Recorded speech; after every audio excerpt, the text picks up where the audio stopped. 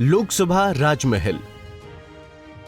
भारत के झारखंड राज्य में कुल 14 लोकसभा सीटें हैं। राजमहल लोकसभा निर्वाचन क्षेत्र इन लोकसभा क्षेत्रों में से एक है। ये सीट अनुसूचित जनजाति के लिए आरक्षित है।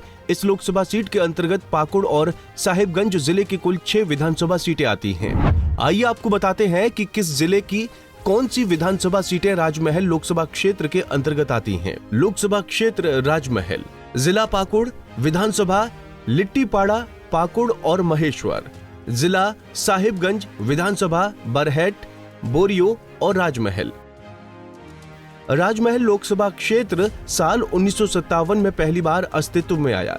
इसी सीट पर साल 1957 से 1971 तक लगातार कांग्रेस का कब्जा रहा। आपातकाल के बाद 1977 में हुए आम चुनाव में कांग्रेस पार्टी का विजय रथ रुक गया और 1977 में इस सीट से जनता पार्टी के एंटन मुर्मू ने जीत दर्ज की। इसके बाद लगातार राजमहल लोकसभा चुनाव का समीकरण बदलता रहा, लेकिन 1980 में कांग्रेस ने फिर वापसी की और लगातार 2 बार यानी 1980 और 1984 के चुनाव में सेठ हेम्ब्रम ने जीत हासिल की, जबकि 1989 और 1991 में हुए चुनाव में इस सीट पर झारखंड मुक्ति मोर्चा के साइमन मरांडी ने जीत दर्ज की।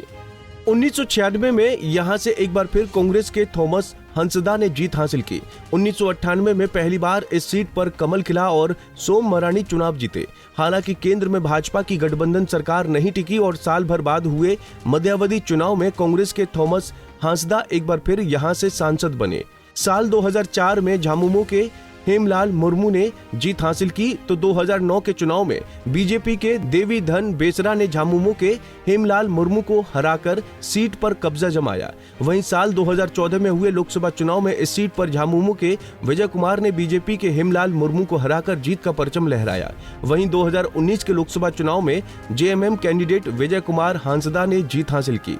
2024 के लोकसभा चुनाव में राजमहल सीट से ताला मरांडी को बीजेपी ने उम्मीदवार बनाया है। वहीं 2019 के लोकसभा चुनाव में जेएमएम कैंडिडेट विजय कुमार हंसदा ने जीत हासिल की थी। हंसदा को 5,07,830 वोट मिले थे। वहीं बीजेपी कैंडिडेट हेमलाल मुर्मू ने 4,08,635 वोट लाकर दूसरा स्थान हासिल किया था।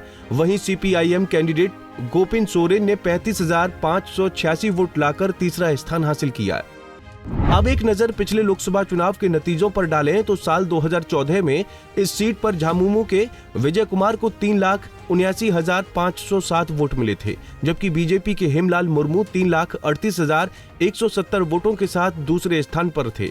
वहीं जेवीएम के अनिल मुर्मू 97,374 वोट हासिल कर तीसरे स्थान पर रहे। साल 2009 में हुए लोकसभा उपचुनाव पर नजर डालें तो बीजेपी के देवीधन बेसरा ने 1,68,357 वोट हासिल कर जीत का परचम लहराया था, तो वहीं जेबीएम के हेमलाल मुर्मू 1,59,374 वोट हासिल कर दूसरे स्थान पर रहे थे, जबकि राजद के थॉमस हंसदा को 1,35,011 वोट मिले थे और वो तीसरे स्थान पर रहे थे।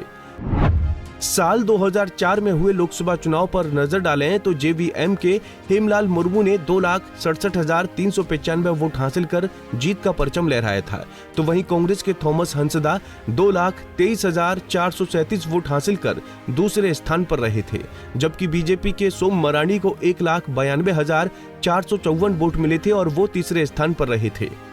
राजमहल लोकसभा सीट संथाल परगना में आता है। राजमहल सीट को झारखंड मुक्ति मोर्चा का गढ़ माना जाता है।